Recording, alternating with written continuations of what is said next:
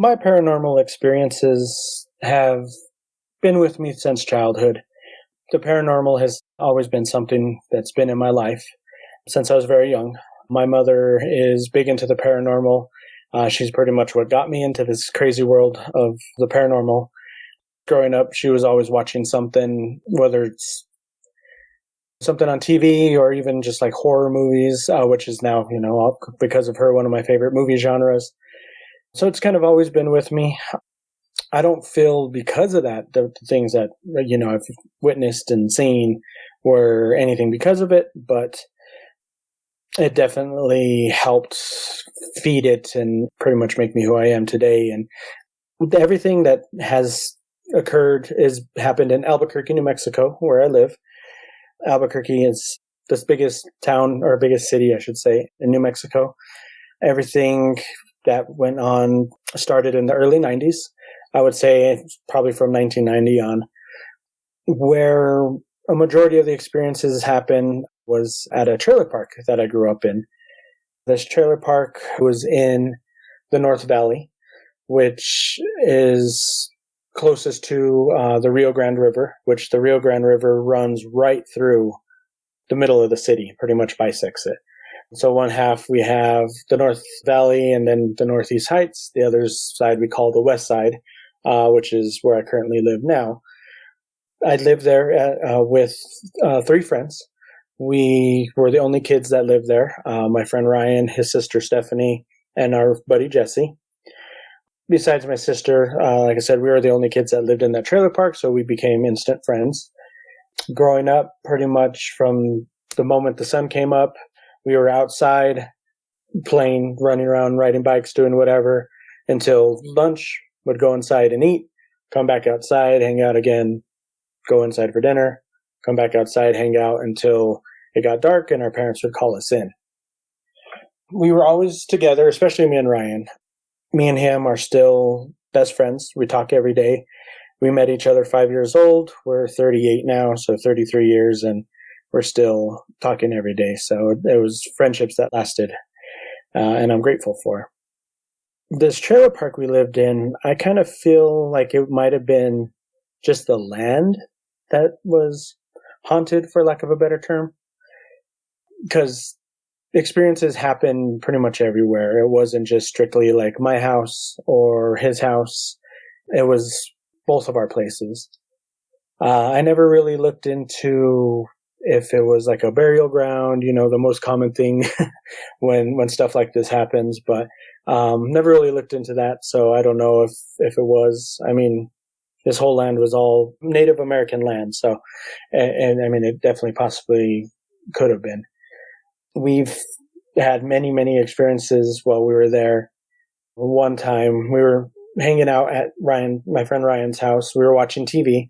It was after school, so we were watching probably something like Fox Kids or, something like that. After school cartoons, PBS. I don't remember. But we were sitting there talking, watching TV, and from the corner of my eye, I saw something moving.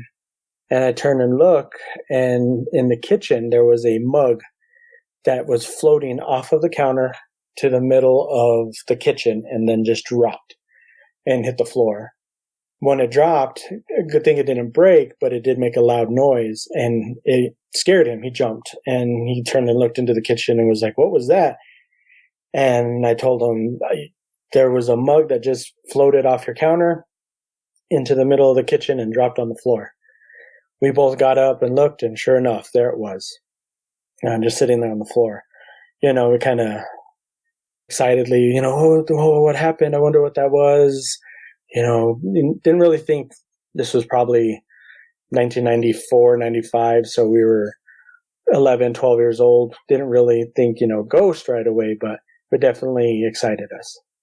A lot of the times we would stay the night at each other's houses, especially during the summer.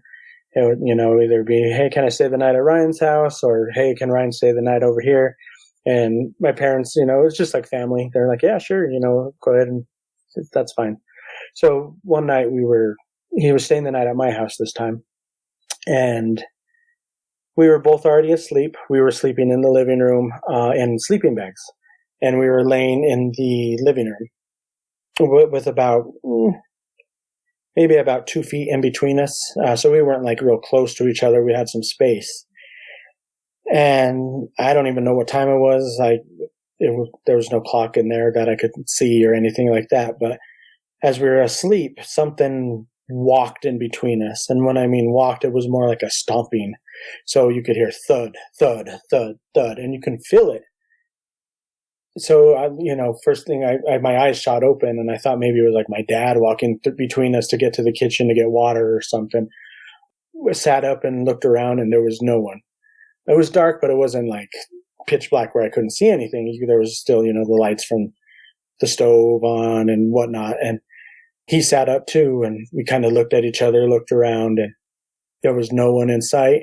And I said, "You felt and heard that, right? Someone walked between us." And he was like, "Yeah, it scared me and it woke me up." And he's like, "It wasn't your dad?" And no, it was no one. It was just us. So that was kind of freaky. It kind of scared us a little bit. And I don't know if we really slept much the rest of the night because we were the adrenaline's pumping, whispering to each other, wondering what it was, that sort of thing. And that's when I started realizing, maybe there was more going on in this trailer park than we thought, with hauntings, that sort of thing. At that time, at my age, I was already like checking out books at the library about ghosts. And there was a book I would check out a lot that was called How to Hunt a Ghost, is what it was called. It was in the children's section. So it had like drawings and, real for young adults, kids, that sort of thing. And it talks about how to do your investigations, that sort of thing. So that was like one of my favorite books. So I was already, into the subject and everything. And so I started, showing him the book, and we were kind of like, yeah, I wonder if it's something ghostly, that sort of thing. And it was just always, on our minds, that sort of thing. But probably the weirdest experience that we had there is we saw what at the time I could only say was some sort of creature.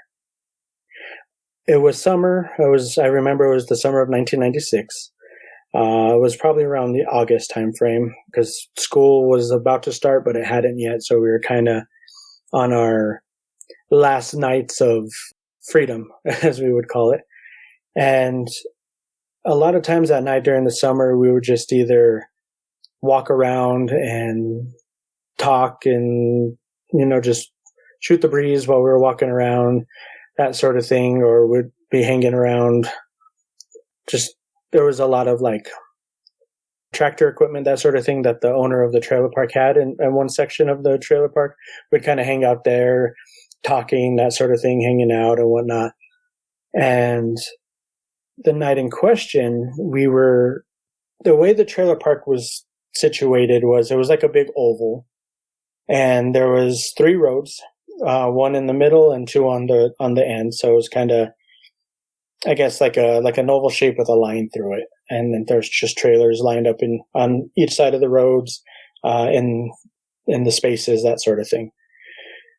We were towards the end of the trailer park, walking kind of by where Jesse lived. We kind of just did laps, walking around, talking, sort of thing. So we were kind of up towards the end, walking back towards where myself and Ryan lived. Our trailers were kind of towards the front. There was maybe 10 or so trailers from the entrance before you hit ours. And then after that, there was probably about another 15 to where we were. So it was a good sized trailer park. And it was the 4 of us. It was me, Ryan, his sister Stephanie, and our friend Jesse walking. And it was, I would say, about 9:00 at night.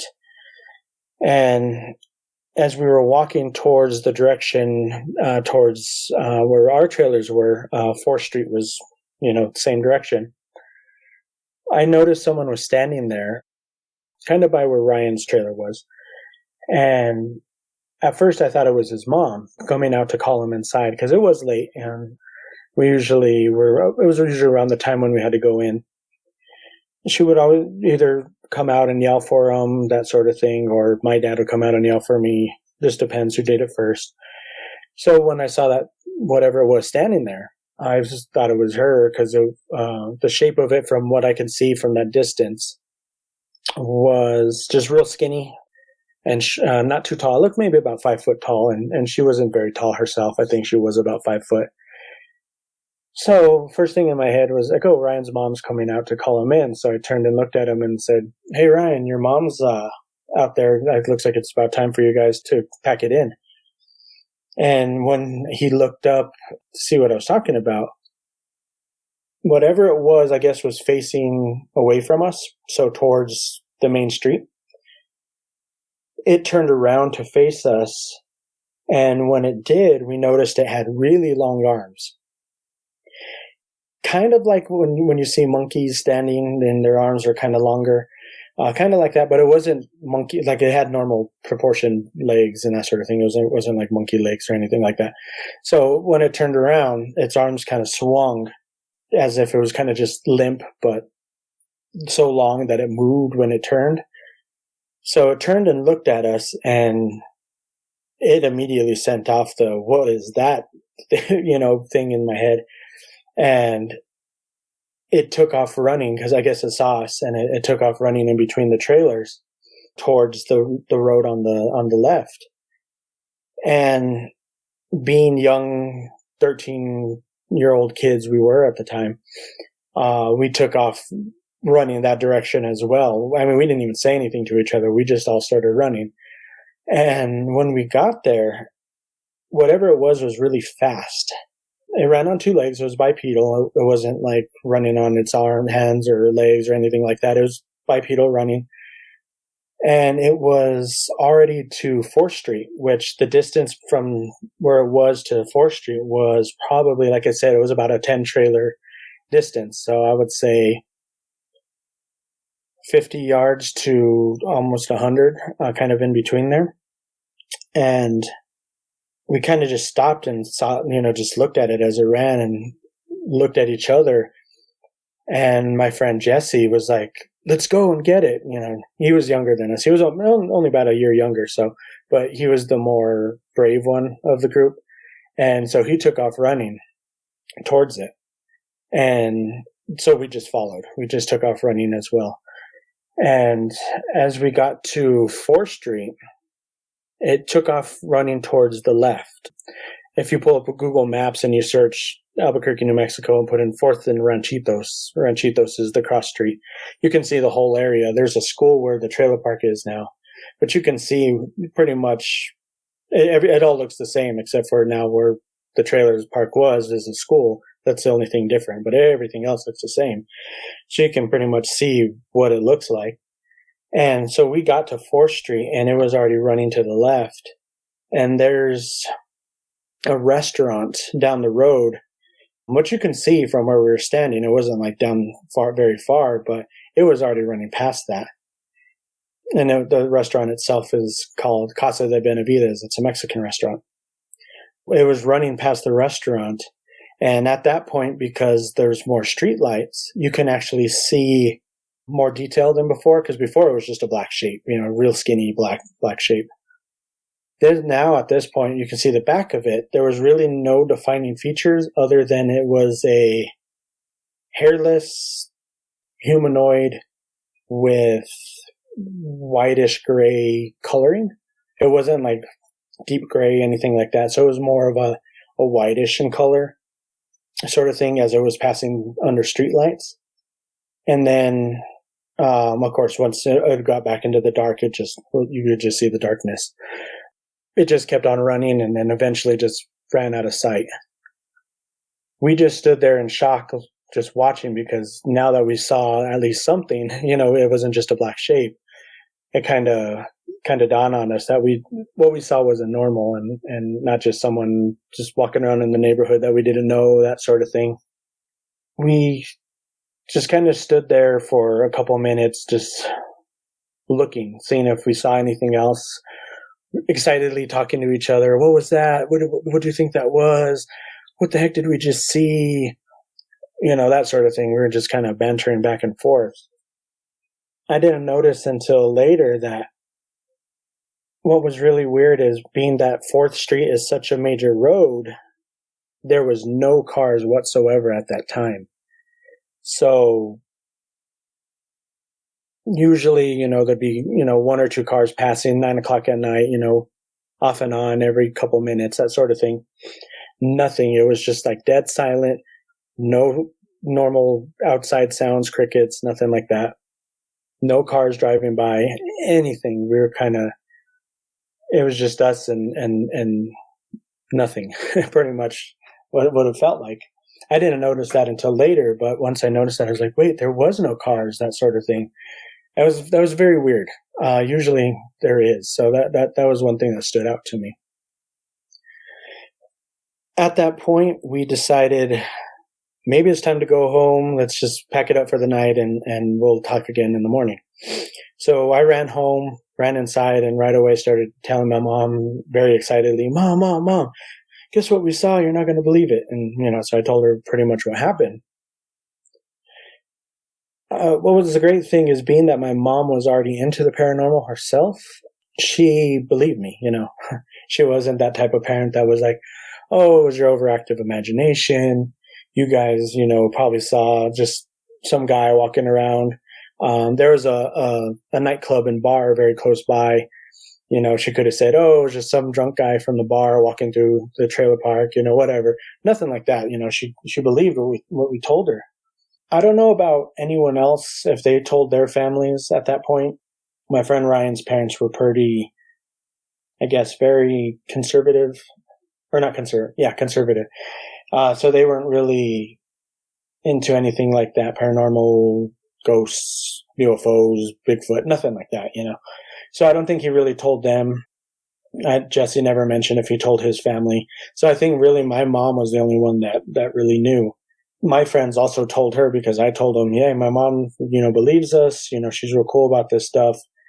And so they told her too what they saw, everything everything matched up. We weren't saying different stories, that sort of thing. The one thing that really stood out, that really made me feel like we did see something other than the four of us, it wasn't just one of us that saw it and the other three followed. We all saw it and all described the same thing, that sort of thing, is my cousin. She's older than me by about 10 years. So she was probably in her early 20s, 23, somewhere around there. She lived down the street where that Mexican restaurant is. And so she would always come visit my family because she was real close with my mom and dad. And she was over that night and she was, hanging out with my family, whatever. And about 15 minutes before we saw what we saw, she left. So probably around 8:45, she went home.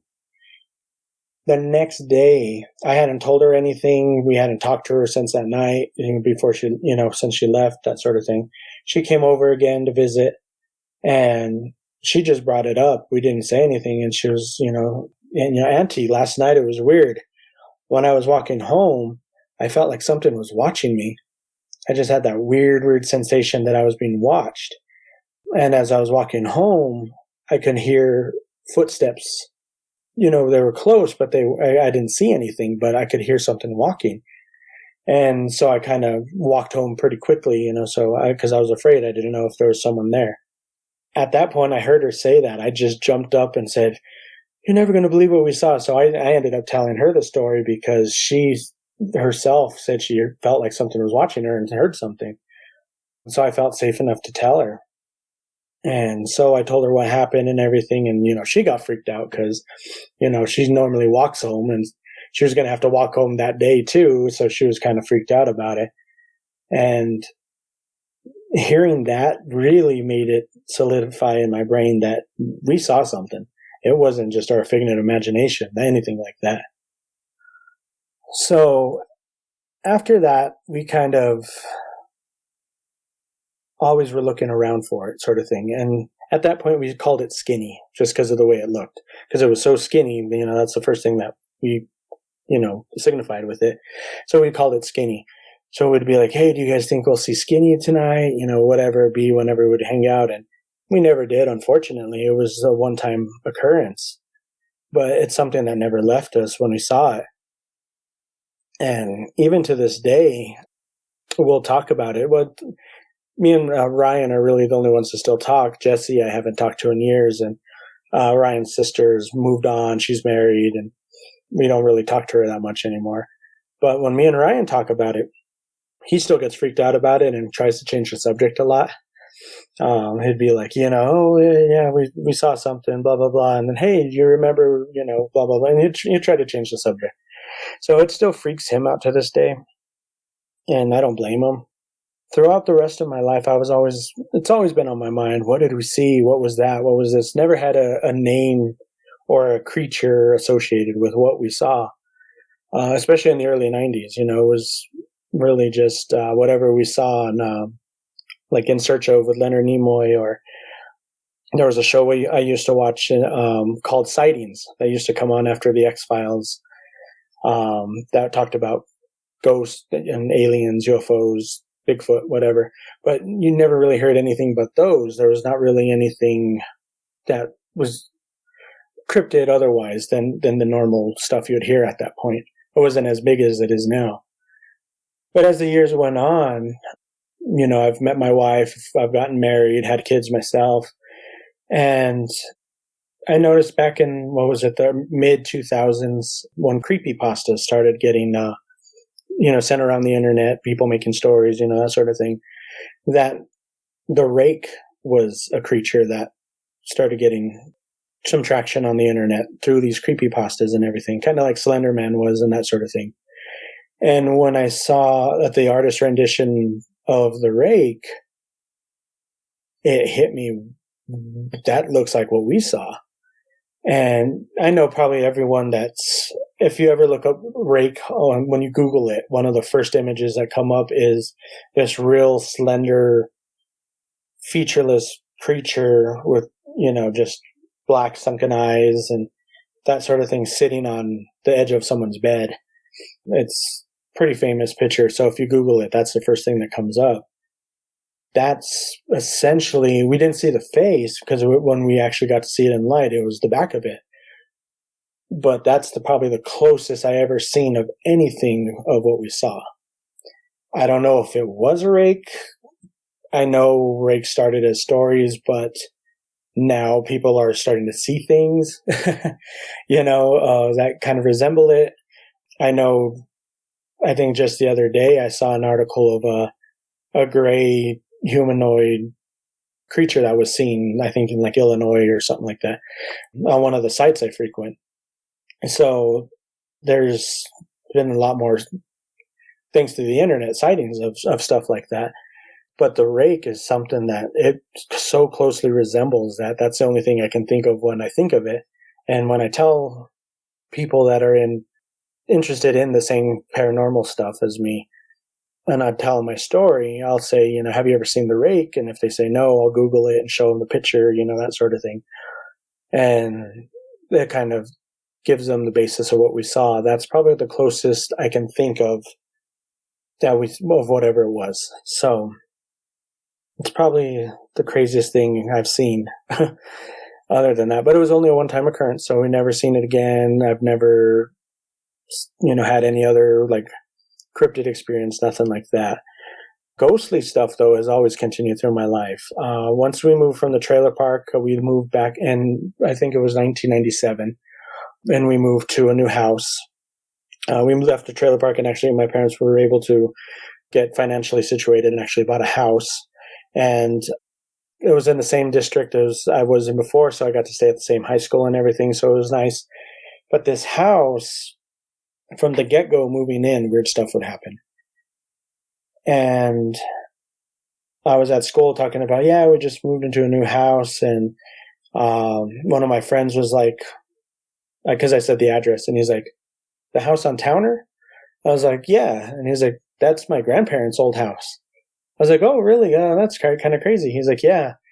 He's like, has anything weird happened yet? And I was like, actually, yeah, now that you mention it, yeah, there has been some weird stuff going on. He's like, oh, okay, yeah, because we lived there for a little bit before we had to sell it. And there was stuff, ghostly stuff that happened all the time. So I was like, oh, okay. So it was kind of crazy that we had someone that actually owned the house that, corroborating the weird stuff that would happen. And what would go on is we would hear voices, would have strange, like random smells of like perfume, None of us in the family, my mom, my sister, they never wore perfume or anything like that, and would catch whiffs of like a rosy perfume. Things would fly off the wall. The TV would turn on its own. My radio in my room would turn on full blast at 2 a.m. And there was no timer or nothing on it at that point. It was just a basic stereo at that time. So stuff like that was going on. And so for him to say, hey, it was happening when I lived there, it was kind of crazy. But he told me that, which really kind of made me like the hair stand up on my arms and neck, is I guess his grandparents actually died in the backyard. And his grandfather shot his grandmother and then himself. So it was a murder-suicide. And I think because of that, that's why all the weird stuff would happen. And I feel the perfume smells and all that were maybe hers. And then the voices and stuff was maybe just, what do they call it, where the hauntings are kind of like etched in time and kind of happen over and over sort of thing. I forgot what the word was, but I feel that was the reason why that house was haunted. It would mimic us. So like I would be sitting there and I'd hear my mom call me and I'd go ask her, what do you need? And she'd be, I didn't say anything. I'd go, oh, okay. And go back to, to what I was doing. My mom said she would be there washing dishes or doing something and she'd hear me or my sister call her. And she would, yell, yeah, what do you need? And then realize, oh, wait, they're at school. Because it was, the middle of the day when, when we'd be at school. Stuff like that would always happen. My friend Ryan came over to stay the night, just like we always would when we were younger. It continued on into high school, that sort of thing. It was late one night. We were watching TV and I heard my mom call my name. I got up, walked over there. Walked over towards their room because they were already in bed and they were sound asleep. So I walked back and I asked him, you heard my mom call me, right? And he's like, yeah, what she want? And I was like, she's asleep. And I go, oh, well, it's the ghost again. That's how used to we got to everything. I eventually moved from there, moved in with my friends into our own house. My parents stayed there with my sister and they would tell me all the stuff that would happen after I moved out. Like they'd hear banging on the walls. Like I said, pictures would fly off the wall. Just all the stuff would continue. And we got so used to it that they just said, oh, it's the ghost again. Put the stuff back on the wall, that sort of thing. But once they moved, they had to move to another house. Everything stopped. So it was just that house. The trailer park stuff was just the trailer park stuff. I don't think it was anything that was like attached to me or attached to my mom, anything like that. So all the experiences were kind of isolated to those separate areas, but we did have stuff happen. So it was just always a part of my life. I didn't really, as I got older, it wasn't anything new. It wasn't scary. I was never scared, minus the Rake type creature we saw. I don't even think I was scared then. I was more excited, I guess, because it didn't like make me fear going outside at night. We still did everything the same, if not more heightened, to look around to make sure we didn't see anything in the dark looking at us, anything like that, which we didn't. We continued on life like normal. We just had stories to tell, pretty much. And then ghostly stuff, like I said, just happened so often. It was just, it's just a ghost. It's nothing, it's not going to hurt us, that sort of thing. And nothing ever violent happened. It was just, the TV just got turned on, whatever, turn it back off. Or continue watching what it was on, whatever it might be. Nothing was ever violent, nothing like that. So I didn't have anything to fear. As my mom puts it, I fear more people that are alive than those that are passed on. So, and I've always lived by that mentality. And ever since then, I haven't really had anything happen after that since we moved from that house. My current house that I live in, I think one thing happened that I'm not even entirely sure it was paranormal. I was getting ready for work and a ball that my kids had in the kitchen rolled across the floor. And then when I saw it, I kind of was like, huh, that's interesting. But other than that, nothing else has ever happened. So like I said, I might have just got kicked or something like that by the cat, because we have cats. So it might have been hit by a cat or something like that. I don't know. But it's nothing really new or anything like that. Even my parents, they moved into my old house that I used to own.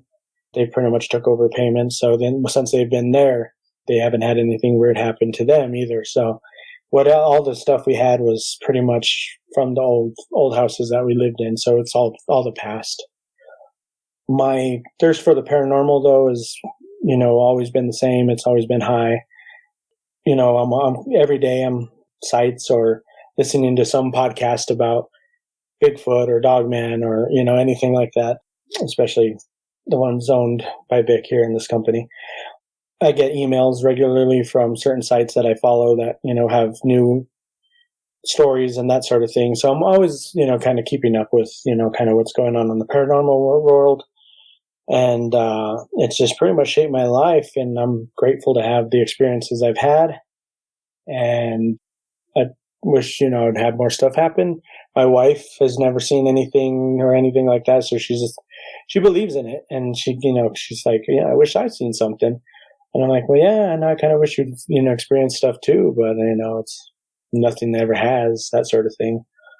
My kids, they haven't really told them stories yet. They're still young, 5 and 2. So as they get older, my daughter's starting to like, movies like Ghostbusters and stuff. So, which is my favorite movie. So she knows about ghosts and whatnot, but she hasn't heard of like the stories, that sort of thing. When she gets older, I'll probably tell her and that sort of thing, let her, get her own belief system up and that sort of thing. But other than that, it's just been something made my childhood fun, and I feel like the show Stranger Things was my life. So, well, nothing that crazy happened or anything like that, like in the show, but it kind of had that, the feeling of that nostalgia reminds me of that time of when we saw what we saw and that sort of thing. But yeah, that's my paranormal experiences. Those are my stories. The creature we saw, was it a rake? It might have been. It was something that at that point that wasn't even a word or, even named until the mid 2000s. But that is what closely it resembles what we saw. And then, the ghost experiences, the poltergeist stuff is just always been around when I was younger, and it's my life pretty much. If you've had a paranormal experience and would like to be a guest on the show, please contact us by going to myparax.com. That's myparaex.com. Thanks for listening.